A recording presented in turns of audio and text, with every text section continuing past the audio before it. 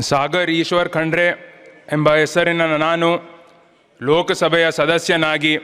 ಚುನಾಯಿತನಾದವನಾಗಿ ಕಾನೂನು ಮೂಲಕ ಸ್ಥಾಪಿತವಾದ ಭಾರತದ ಸಂವಿಧಾನಕ್ಕೆ ಸತ್ಯ, ಶ್ರದ್ಧೆಯನ್ನು ಮತ್ತು ನಿಷ್ಠೆಯನ್ನು ಹೊಂದಿರುತ್ತೇನೆಂದು, ಭಾರತದ ಸಾರ್ವಭೌಮತ್ವವನ್ನು ಮತ್ತು ಅಖಂಡತೆಯನ್ನು ಎತ್ತಿ ಹಿಡಿಯುತ್ತೇನೆಂದು ಮತ್ತು ನಾನು ಈಗ ಕೈಗೊಳ್ಳಲಿರುವ ಕರ್ತವ್ಯವನ್ನು ಶ್ರದ್ಧಾಪೂರ್ವಕವಾಗಿ ನಿರ್ವಹಿಸುತ್ತೇನೆಂದು ದೇವರ ಹೆಸರಿನಲ್ಲಿ ಪ್ರಮಾಣ ಮಾಡುತ್ತೇನೆ.